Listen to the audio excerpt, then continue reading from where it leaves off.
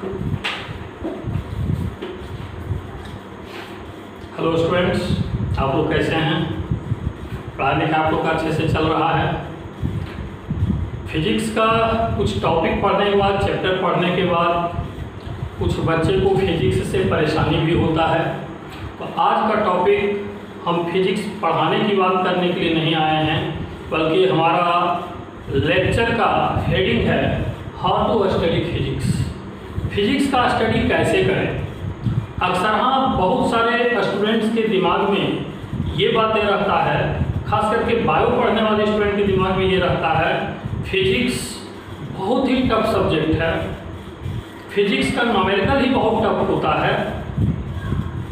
आखिर सारे लोगों के बीच ये बातें चल रही है तो कहीं से गलत भी नहीं है।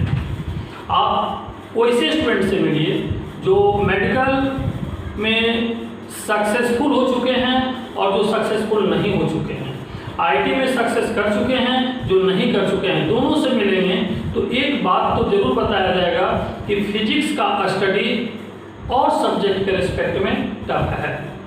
लेकिन मैं इन बातों से सहमत नहीं। फिजिक्स का स्टडी टफ इसलिए होता है क्योंकि फिजिक्स का स्टडी हमें कैसे करना है हम उसको फॉलो अप नहीं करते हैं। हालांकि ये बातें सारे सब्जेक्ट के साथ वैलिड होता है, लेकिन फिजिक्स के लिए कुछ ज़्यादा ही वैलिड होता है। फिजिक्स में जब आप अनसिस्टेमेटिक होंगे तो वह सब्जेक्ट वर्डेन की तरह लगेगा। तो हम स्टेप बाय स्टेप समझते हैं कि फिजिक्स का स्टडी हम कैसे करें ताकि वह आसान लगे और बहुत टफ ना लगे। हालांकि मेरे बोलने से केवल आसान होगा ये तो बात नहीं है, क्योंकि मेरा बोलना जितना आसान है उसको फॉलो अप करना उतना ही आसान नहीं है, लेकिन असंभव भी नहीं है। अगर आपके पास डेडिकेशन है, डिवोशन है, डिटर्मिनेशन है, डेडिकेशन, डिवोशन एंड डिटर्मिनेशन आप लोग समझ रहे होंगे, ऐसे स्टूडेंट के लिए भी फिजिक्स टफ हो जाता है अगर उनका स्टडी सिस्टमेटिक नहीं होता है, एक तरीके से फॉलो अप नहीं होता है। अगर आप टीचर के साथ फॉलो अप करते चलते हैं, सिस्टमेटिक वे में चलते हैं तो फिजिक्स का स्टडी वाकई आसान लगता है। और बहुत सारे स्टूडेंट बैठे हुए जो सुन रहे होंगे उन्हें ऐसा भी लगता होगा कि बार बार हमारा टीचर डराने का प्रयास कर रहा है कि फिजिक्स टफ होता है, फिजिक्स तो आसान होता है। अगर ऐसे स्टूडेंट कोई भी बैठे हुए हैं तो आप समझ लीजिए कि फिजिक्स आपको इसलिए आसान लग रहा है क्योंकि आप पहले से समझ चुके हैं कि फिजिक्स का स्टडी कैसे करना है, हमें सिस्टमेटिक कैसे रहना है, आपके पास डेडिकेशन भी है, डिवोशन भी है, डिटर्मिनेशन भी है। अब आगे हम बढ़ते हैं। कोई भी एक अच्छा स्टूडेंट, आप कैसे अपने आप को समझेंगे कि आप अच्छे से मेहनत कर रहे हैं और आप एक बहुत अच्छे स्टूडेंट हैं? इन बातों को आप खुद जस्टिफाई कीजिए। जब क्लास का लेक्चर आप स्टडी करते हैं तो आप कितने अच्छे नोट्स बनाते हैं, ये आपका पहला स्टेप होता है। फिजिक्स आप कितने डेडिकेशन, डिवोशन एंड डिटर्मिनेशन से स्टडी कर रहे हैं। तो फर्स्ट स्टेप क्या है? एक अच्छा सा नोट्स प्रिपेयर करना। नोट्स प्रिपेयर करना भी एक आर्ट है, कला है। नोट्स प्रिपेयर सारे लोग लेक्चर को नोट्स करते हैं, बट उसमें से जो एक्सेलेंट स्टूडेंट का नोट्स आज तक मैंने देखा है, इंडिया का जितने भी ब्रांड इंस्टीट्यूशन हैं या डिफरेंट जगहों में मुझे जो पढ़ाने का मौका मिला, रैंकर्स स्टूडेंट से लेकर असफल स्टूडेंट के बीच जब रहने का मौका मिला, दोनों तरह के स्टूडेंट की बात करना मुझे जरूरी लगता है क्योंकि असफल स्टूडेंट से ज़्यादा कुछ सीखने को मुझे मिला है। उनसे जो मैंने बातें किया है, उनके साथ जो रहकर मैंने अनुभव किया है, उनके नोट्स को देखने का जो मैंने प्रयास किया है और हमारे गाइडलाइन में जिन लोगों ने काम किया है, उस अनुभव के आधार को हम आधार मानते हुए हम आपके पास जो शेयर कर रहे हैं उस पर आप केयर करें। सबसे पहला बात मैंने कहा एक बहुत अच्छा सा नोट्स बनाना। उस अच्छे से नोट्स का खासियत क्या होगा ये देखिए। आप जब नोट्स प्रिपेयर करते हैं तो आपका टीचर, और खास करके मैं जब पढ़ाता हूँ, VVI लिखने का मुझे आदत सा है और ये आदत मैं सोच समझ कर नहीं लिखता हूँ, मेरा हाथ खुद ब खुद लिख लेता है। जहां भी मेरा हाथ VVI लिख दे आप समझ लो कि न्यूमेरिकल सॉल्व करने में या छोटे छोटे ऑब्जेक्टिव सॉल्यूशन में या बहुत सारे मेडिकल या फिर IT का जो ऑब्जेक्टिव क्वेश्चंस होता है वहां पर वो डायरेक्ट इंप्लीमेंट होने वाला कॉन्सेप्ट है। किसी भी दिन मेरे द्वारा लिखे गए VVI बात अगर आपके दिमाग से निकल जाए तो आप समझ लेना कि आपका प्रिपरेशन सिस्टमेटिक नहीं चल रहा है। एक सिस्टमेटिक स्टूडेंट वही होता है जो मेरे द्वारा बताए गए VVI बात हमेशा उसे उसी तरीके से याद रहता है जैसे वो अपने दिमाग में टेबल को याद रखता है। तो पहला बात मैंने कहा नोट्स के लिए, नोट्स का खासियत में मैंने क्या कहा, VVI पॉइंट हमेशा पॉइंट आउट कीजिए। अगर आप जिस भी टीचर से पढ़ रहे हैं अगर उन्हें आदत ये नहीं है तो आप अपना आदत खुद बनाइए। कौन कौन सा कॉन्सेप्ट इंपॉर्टेंट आपको लग रहा है उसको नोट जरूर कीजिए। इसके बाद पॉसिबल है तो आप हाइलाइटर का यूज कीजिए, हाईलाइट कीजिए या फिर ब्लैक एंड ब्लू इंक से आप लिखते हैं तो रेड इंक का इस्तेमाल कीजिए कि जो VVI टीचर ने लिखवाया है उसके अलावा आपके नज़रिए में कौन VVI है, क्योंकि आपके नज़रिए का VVI अलग होता है और टीचर के नज़रिए का VVI अलग होता है। आपके नज़रिए से वैसा भी कॉन्सेप्ट होता होगा जो लगता होगा कि मैंने पढ़ा और समझ में आ गया, बट ऐसा भी कॉन्सेप्ट लगता होगा कि जिसे पढ़कर समझने के बाद भी भूलने का चांस होता है। वैसे कॉन्सेप्ट को आप अंडरलाइन कीजिए, वैसे कॉन्सेप्ट को हाईलाइट कीजिए, उसको बार बार रिवाइज करने का प्रयास कीजिए। बार बार हम कॉन्सेप्ट बोलते जा रहे हैं, कॉन्सेप्ट होता क्या है? जब आप फिजिक्स पढ़ते हैं तो या तो मैथमेटिकल टर्म में या तो स्टेटमेंट के टर्म में या तो लॉ के टर्म में जो बातें आपको नोट करवाया जाता है, एक्सप्लेन किया जाता है, डिटेल में समझाया जाता है, वही फिजिक्स का कॉन्सेप्ट होता है। फिजिक्स में कॉन्सेप्ट से हटकर कभी भी सोचने का प्रयास मत करें। फिजिक्स में हमेशा कॉन्सेप्ट के अकॉर्डिंग ही सोचने का प्रयास करें। कॉन्सेप्ट को आप खुद ब खुद जनरेट ना करें, क्योंकि फिजिक्स का कॉन्सेप्ट मैं भी जनरेट नहीं कर सकता। फिजिक्स का कॉन्सेप्ट जो है वो ऑलरेडी है, उसमें कोई चेंज हम नहीं कर सकते हैं। हाँ, उसका सोचने का तरीका भले ही हम बदल सकते हैं। तो सबसे पहला point concept clarification.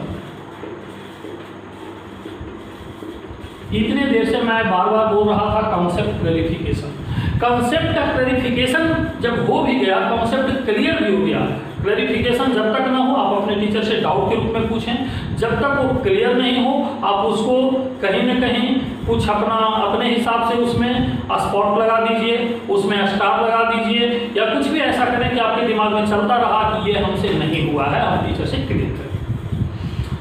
Concept clarification में मैंने बार बार कहा कि जब हो भी जाता है तब विश्वास मत कीजिए कि क्लैरिफिकेशन हो ही चुका है। एक बार उस कॉन्सेप्ट को, कॉपी को बंद कर दीजिए और आप खुद से उस कॉन्सेप्ट को सोचने का प्रयास कीजिए जिसमें आपके हाथ में पेन नहीं हो, बल्कि पेन के जगह पर फिंगर हो और पेज के जगह पर एयर का स्पेस हो।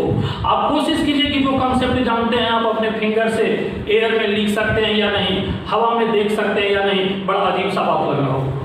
लेकिन जिन बातों को हमारा दिमाग एक्सेप्ट कर लेता है उन बातों को हम हवा में तब भी देख पाते हैं जब दोनों आंखें हमारा बंद होता है और तीसरी आंख हमारा खुला हुआ होता है। तीसरी आंख मतलब हमारा सेंस होता है, हमारा थिंकिंग पावर होता है, हमारा इमेजिनेशन होता है। तो कॉन्सेप्ट क्लैरिफिकेशन हो जाने के बाद आप तब तक उस कॉन्सेप्ट को रिवाइज करें जब तक कि लगे बिना पेन और बिना कॉपी का हम एयर में उसको सोचने का प्रयास ना करते। सेकेंड स्टेप हम चलते हैं कॉन्सेप्ट क्लैरिफिकेशन के बाद कॉन्सेप्ट स्टार रिवीजन। फिजिक्स में एक दो कॉन्सेप्ट नहीं है, कॉन्सेप्ट ही कॉन्सेप्ट भरा पड़ा है और इतने सारे कॉन्सेप्ट क्लियर हो जाने के बाद आपके दिमाग में सिस्टमेटिकली स्टेट कर जाए, ठहर जाए, ये बहुत आसान सी काम नहीं होता है, बल्कि उस काम को आसान बनाना है। ऑटोमेटिक नहीं होगा, कॉन्सेप्ट क्लियर कर लेने से, टीचर से पढ़ लेने से, नोट्स बना लेने से नहीं होगा, बल्कि उस कॉन्सेप्ट का रिवीजन करना है। स्टार जो हमने कहा है, कॉन्सेप्ट अगर 100 आपने स्टडी किया तो आप देखिए कि आपके लिए सिंगल स्टार कौन है, डबल स्टार कौन है, इस तरीके से आप बनाने का प्रयास कीजिए। ट्रिपल स्टार कौन है। सिंगल स्टार हुआ है जो एक बार पढ़ा और आपको समझ में आ गया, लेकिन वो कंसेप्ट है, उसका रिवीजन निकाल और कभी आप दे देंगे, काम चल जाएगा। सिंगल स्टार का मतलब एटलीस्ट उसको एक बार रिवाइज करें, जो बहुत आसानी से आप समझ लिए थे, उसको सिंगल स्टार कीजिए। डबल स्टार हम किसको करेंगे? डबल स्टार वो है जो टीचर के हेल्प से हमने समझा और समझने में थोड़ा थोड़ा कठिनाई हुआ है लेकिन अब क्लियर हो चुका है, वो डबल स्टार और उसको एटलीस्ट 2 बार रिवाइज कीजिए। और ट्रिपल स्टार में उसको रखिए जो आप पढ़ते हैं, समझते हैं और बार बार दिमाग से आउट हो जाता है, उसको ट्रिपल स्टार में रखिए और हमेशा कोशिश कीजिए कि ट्रिपल स्टार को केयर करें। ट्रिपल स्टार की संख्या आपके पास बहुत कम है। Dedicated, devoted and determinated student के पास डबल स्टार की संख्या ज़्यादा होता है, ट्रिपल स्टार की संख्या कम होता है, लेकिन ट्रिपल स्टार ही आपको सबसे ज़्यादा परेशान करेगा, इसलिए इस पर नजर रखना है। ये हो गया कॉन्सेप्ट रिवीजन। मेरा मेन फोकस क्या है? बार बार आप रिवीजन करें, आपका रिवीजन ही आपको सेल्फ कॉन्फिडेंस देगा, आपके आत्मविश्वास को बढ़ाएगा।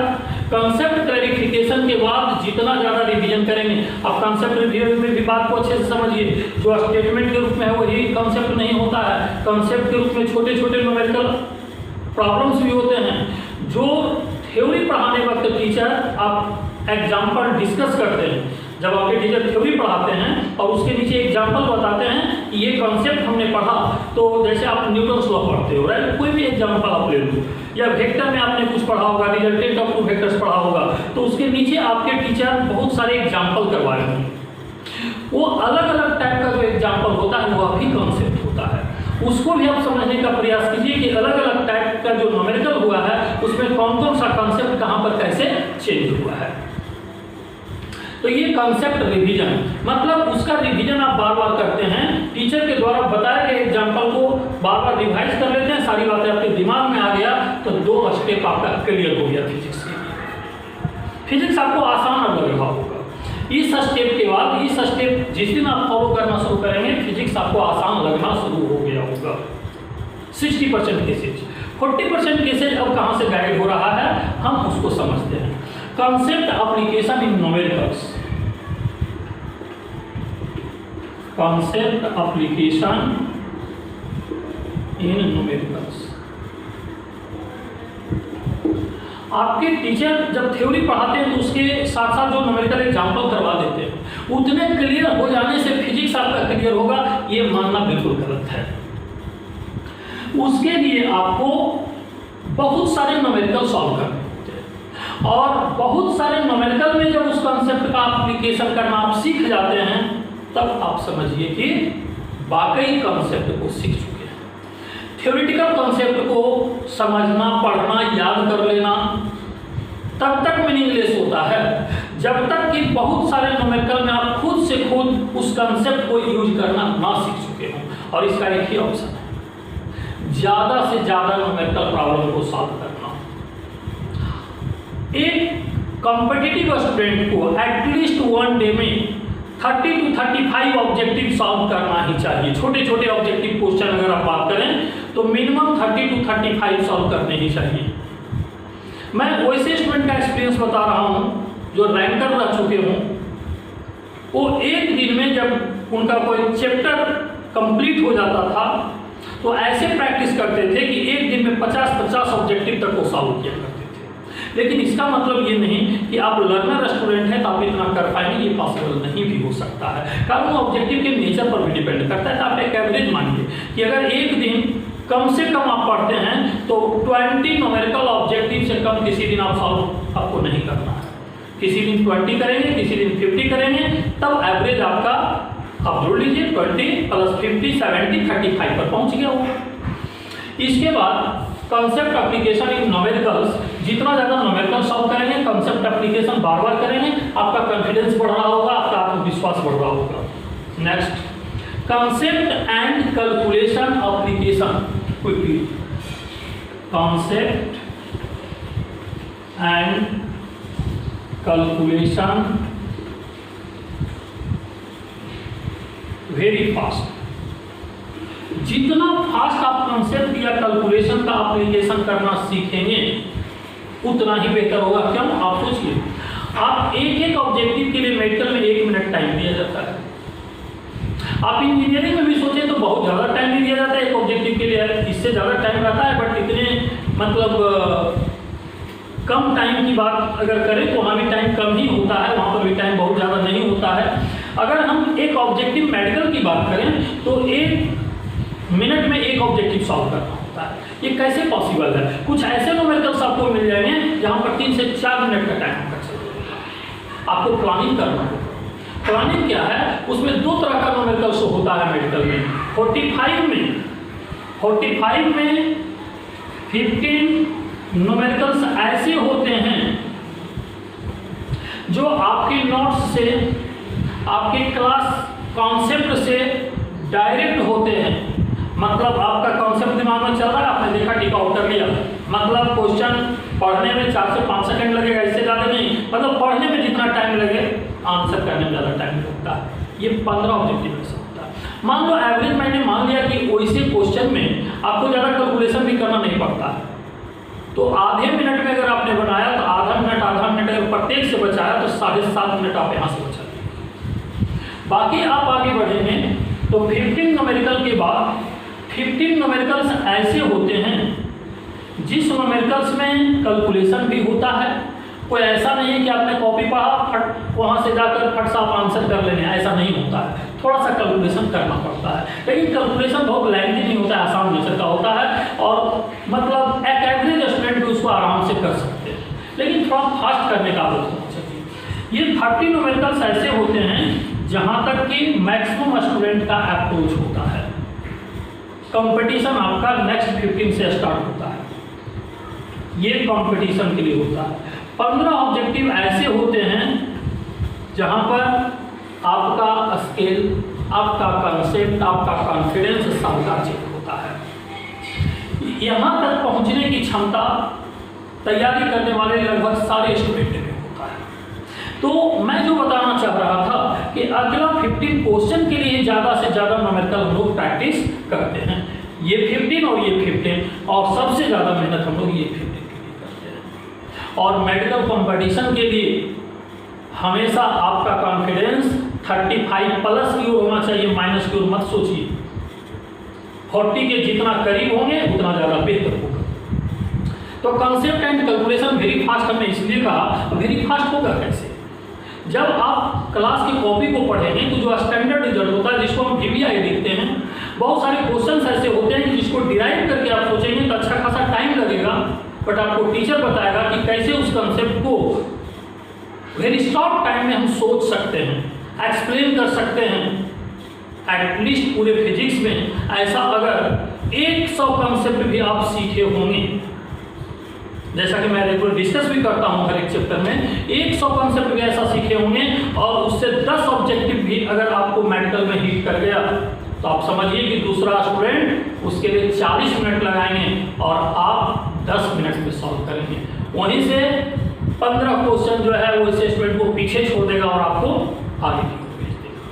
तो ये concept and calculation very fast, ये वेरी फास्ट होगा कैसे? मेरे बोल देने से होगा ऐसा कुछ, ये पर डे आपके प्रैक्टिस से होगा। तो 4 पॉइंट अपने आपको क्लियर करना है। 4 पॉइंट कंसेप्ट क्लैरिफिकेशन सारे स्टूडेंट करने का प्रयास करते हैं। अगर कंसेप्ट क्लैरिफिकेशन नहीं हो रहा है, आप टीचर से रेगुलर कांटेक्ट में रहें।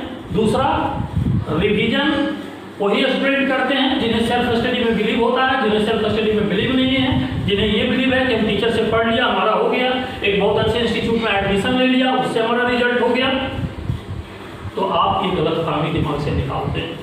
ऐसा नहीं होगा। जितना ज़्यादा आपका रिवीजन होगा वही आपके कॉन्फिडेंस को बढ़ाएगा। ये दोनों बातें अगर आपके साथ नहीं चल रहा है इसका मतलब आप कॉम्पिटिटिव स्टूडेंट नहीं है, और इन दोनों के चलने से आपका कंपटीशन कंप्लीट हो जाएगा ऐसी बातें नहीं है, क्योंकि इन दोनों के बाद ये दोनों स्टेप है। लेकिन जिस स्टूडेंट के साथ ये दोनों होता है, ये दोनों होने का चांस उन्हीं के साथ हो सकता है।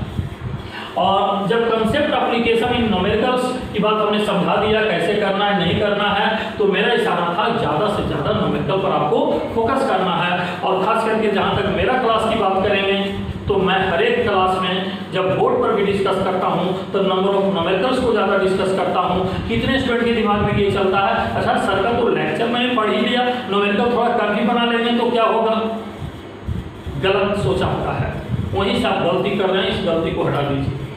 इसलिए जितना होमवर्क दिया जाता है ज़्यादा से ज़्यादा न्यूमेरिकल का, सारे न्यूमेरिकल का आप करने का प्रयास करें, गलतफहमी में न रहें। और मैंने जो सिस्टमेटिक तरीका बताया, नोट्स कैसे प्रिपेयर करें, उसके बाद कॉन्सेप्ट क्लैरिफिकेशन, बार बार रिवीजन, न्यूमेरिकल प्रैक्टिस, आप स्टेप बाय स्टेप प्रत्येक चैप्टर में फॉलो करें। ऐसा कभी ना करें कि एक चैप्टर मैंने पढ़ा और एक चैप्टर छोड़ दिया। फिजिक्स में खासकर मैं बता देता हूँ, शुरू का 4, 5, 6 चैप्टर ऐसा है ना कि बीच में एक चैप्टर अगर छोड़ दिया तो पता चला कि अगला चैप्टर समझ में आना बंद हो गया। वेक्टर अगर छोड़ दिया तो काइनेमेटिक्स समझ में नहीं आएगा, और काइनेमेटिक्स छोड़ दिया तो न्यूटन्स लॉ ऑफ मोशन नहीं समझ में आएगा, न्यूटन्स लॉ ऑफ मोशन छोड़ दिया तो वर्क एनर्जी पावर नहीं समझ में आएगा, और ये चारों में से कोई एक चैप्टर छोड़ दिया तो आगे आपको ना तो कोलिजन समझ में आएगा, ना तो सेंटर ऑफ मास अच्छे से समझ में आएगा, ना तो रोटेशन समझ में आएगा, मतलब मैकेनिक्स आपका गायब हो गया। इसलिए मैकेनिक्स तक आगे भी है, बट मैकेनिक्स तक एक चैप्टर से दूसरे चैप्टर का लिंक इतना जबरदस्त है और इतना ज़्यादा है कि एक चैप्टर भी आपने अगर मिस कर दिया तो आप समझ लो कि उसी दिन डिसाइड कर दिया कि फिजिक्स अनसिस्टेमेटिक मैंने कर लिया। ये डिसीजन आपका हो गया, फिजिक्स अनसिस्टेमेटिक है, सिस्टेमेटिक रखना है, अनसिस्टेमेटिक होने नहीं देना है। इसके लिए प्रत्येक चैप्टर को अच्छे से पढ़ें, कोशिश करें कोई भी टॉपिक, कोई भी लेक्चर ना छूटे, और होमवर्क जैसे जैसे टीचर दे रहा है उसके साथ चलने का प्रयास करें। एक बार अगर टीचर का साथ आपने छोड़ दिया तो आपको खुद नहीं पता चलेगा कि कब टीचर को हम पकड़ पाएंगे। आपका कोशिश रहेगा और कभी आप पकड़ नहीं पाएंगे, क्योंकि सिलेबस बहुत फास्ट बढ़ता चला जाता है। चलो ठीक है, इन्हीं बातों के साथ जय हिंद। उम्मीद है सारे स्टूडेंट अच्छे से मेहनत करेंगे और मेरी बातों को फॉलो करेंगे।